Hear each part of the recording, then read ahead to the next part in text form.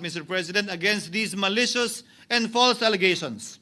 In fact, I have already filed and will be filing necessary and appropriate charges against my accusers and prove them wrong. And with the help of the Almighty, I will be vindicated and declared innocent, I am sure. Kaya ko po ipagtanggol ang sarili ko, Ginoong Pangulo. Ngunit, Ginoong Pangulo, sino po ang nagtatanggol sa ating institusyon? Kaya't ang aking tanging hiling po sana sa inyo, Ginoong Pangulo, at sa ating mga kasamahan sa Senado. Labanan po ninyo at huwag niyong pahintulutang ang mapamiling hustisya na lantarang nangyayari sa harap natin ngayon. For what is happening now is selective justice and mob justice. Members of the Senate have been thrown off a cliff before the court of public opinion in an attempt to mollify the people's rage, thereby covering up the real perpetrators and giving them a chance to get away. Mr. President, I will not allow justice to be weaponized against the innocent to protect the guilty, because this corrodes the legitimacy of the law before our people's eyes.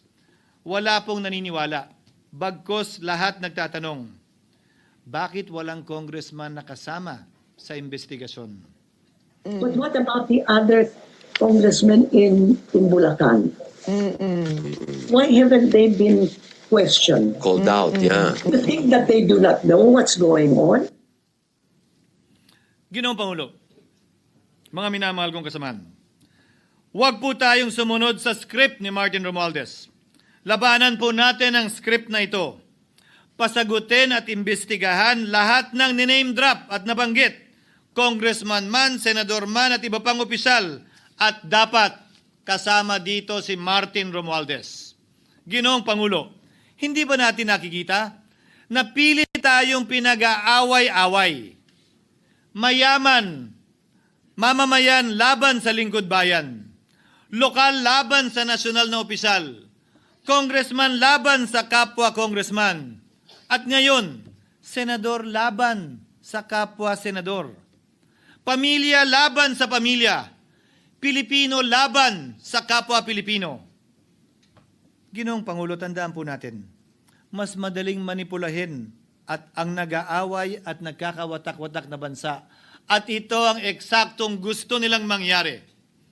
Ito, sa aking paniniwala, ay bahagi pa din ng script at sarswela na nais palaganapin ni Martin Romualdez upang lituhin, guluhin, linlangin at sirain ang ating lipunan at bansa para lamang huwag siyang mabisto.